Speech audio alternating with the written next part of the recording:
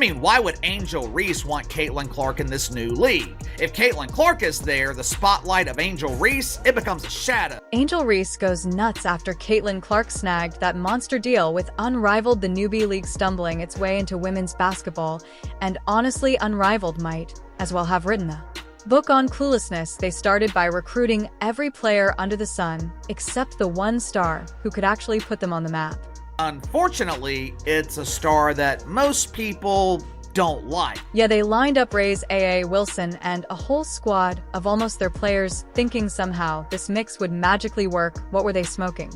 Finally, someone over there managed to scrape together enough sense to realize, oh right, Caitlin Clark is the only shot they've got at even sniffing success. They are offering Caitlin Clark $1 million for 2 months of her services. $1 million to carry a new basketball league from January to March. So they've thrown bags of cash at her while Reese is left watching the Real superstar walk away with the prize. She is practically boiling over as Unrivaled has finally realized that without Clark, they're nothing more than a desperate cash-burning circus. Unrivaled is going to feature the 30 best pretend basketball players, with the vast majority of them being anonymous. Now, they do have one star committed to playing in the league. This so-called league has the audacity to think it's going to change women's basketball, but without Caitlin Clark, they're just, well, forgettable, a 3-genre league. Desperately hoping for a spark to bring it to life, but when your entire lineup is a bunch of who's that players, there's not much hope for setting the sports world on fire. And in the same vein, they were also liking negative comments about Caitlin Clark from the official Unrivaled basketball Instagram account, during the season. So all of these things were just not a good look. Let's talk about TNT's wild investment. Here, a 6-year, $100 million deal, and they're banking all that cash on viewership goals. Are they even aware of what they've signed up for? Because without a star like Clark, those TV ratings are going to be lower than the temperature in Antarctica. Who's tuning in to watch a lineup that reads like a phone book of nobody's? TNT's basically written a check for a league with no foundation, hoping Clark might be the magical solution. Clark is a powerhouse and Unrivaled knows that she's a ticket machine. Put her name on the roster, and you'd have ticket lines wrapping around the block. She's out here packing arenas like it's the playoffs every single time she steps on the court. Venues actually have to expand seating to handle the crowd she draws in. But does Unrivaled have that kind of pull? Without her, please, their delay isn't just clueless. It's insulting. Clark is the most marketable player in women's basketball, and Unrivaled acted like they could afford to keep her waiting for 3 whole months. They rolled out 26 other names, thinking they'd get any traction without the biggest star in the game. It's like trying to launch a movie without a lead actor. But now they're in full-on panic mode, scrambling to cover up months of neglect with a Hail Mary attempt that screams, please save us. Caitlin, their late-game desperation shows exactly how poorly they've managed the supposed league from day one. And then there's the PR team. If there's an award for the most self-sabotaging social media strategy in sports history, Unrivaled would win it hands down. Instead of drawing Clark in, they actively engaged with negative comments about her. Unrivaled League needs Caitlin Clark, and they are preparing to offer her a massive deal. But is it all too little too late? Their official channels went out of their way to back posts undermining the very player they're now begging to join. It's like they couldn't decide if they wanted her on board or out of the picture. But Unrivaled badmouthing the superstar you need isn't exactly a winning strategy. The only thing they managed to prove is that they're completely out of touch with what fans actually want. Now, if you want to see how to properly woo a star like Clark, just look at Ice Cube and his Big 3 League Ice. Cube recognized her worth from day one, no hesitation, no games, just a big, clear offer. He didn't waste time playing around with subpar options, and he certainly didn't play petty games on social media. He put his money where his mouth is, offering Clark more cash than he gives some ex-NBA players, showing Unrivaled exactly how it should be done. But Unrivaled, they're too busy tripping over their own bad decisions to see how far behind they've fallen compared to the Big Three's noon's approach. Unrivaled desperate scramble looks flat out amateur. Now fast forward to today, and Unrivaled throwing money around like confetti. At a parade, they're offering Clark a Lionel Messi-style deal, a cool $1 million for just 2 months plus a potential ownership stake. Caitlin Clark doesn't need any money. She has plenty of endorsement deals. I think she is totally fine. And I think for her body and for her mental health, it might not be the best thing for her. This last-minute cash grab is less about appreciating Clark's talent and more about covering up their epic blunder. It's like they woke up and realized they're doomed without her, so they're throwing whatever they can at her feet, praying she'll take the bait. But if they truly valued her, they would have been at her door months ago, not waiting until every other plan had crashed and burned.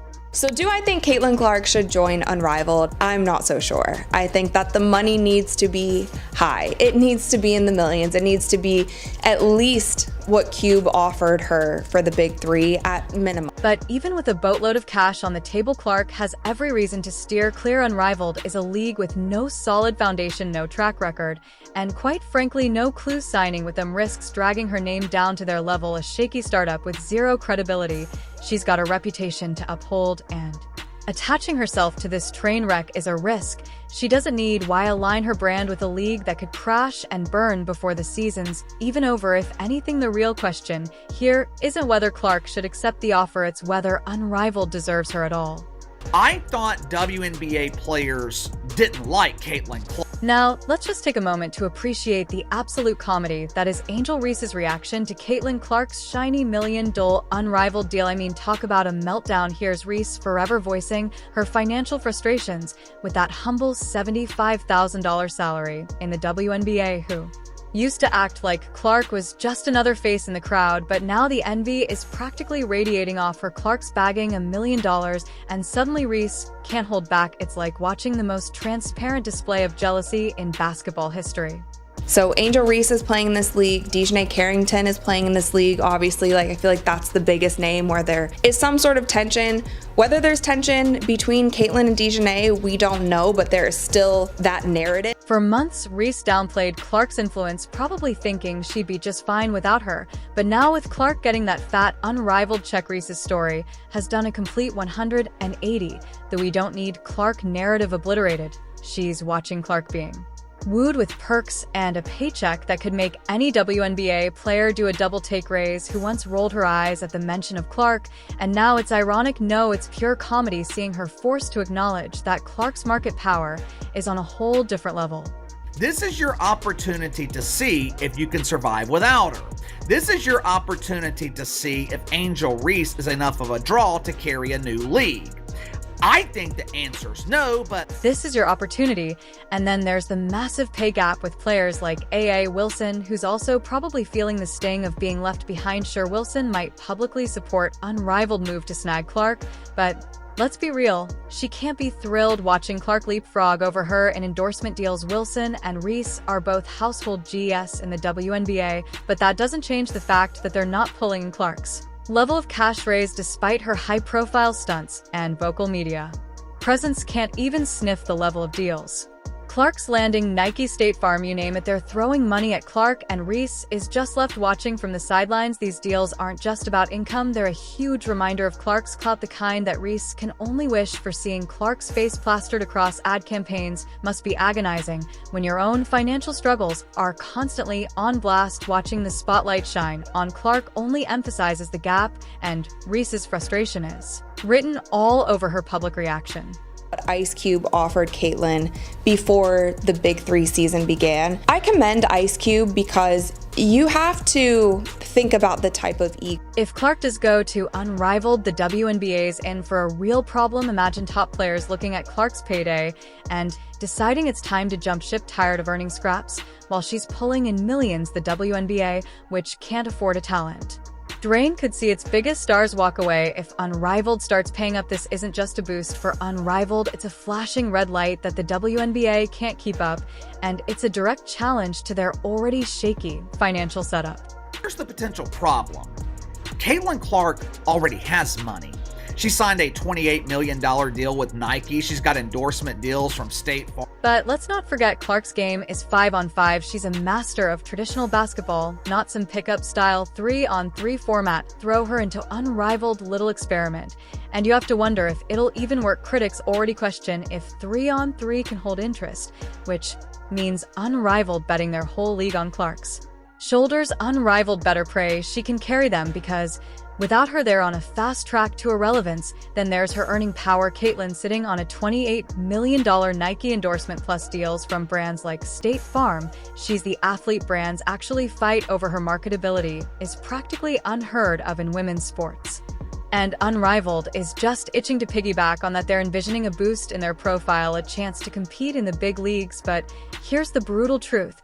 Without her, they're just another empty wishful project. In a crowded sports world, they're hoping Clark's golden touch will somehow make people care, as if her star power could elevate their pitifully constructed lineup. Think about it. Unrivaled has dumped every bit of hope and all their cash into convincing Caitlyn to hop aboard. They've got no fallback, no alternative, no plan B if Clark doesn't take that bait. They're toast her star power, her fan draw, her marketing value, all things Unrivaled has never had and can't buy. Even if they tried, they need her so bad, it's downright embarrassing.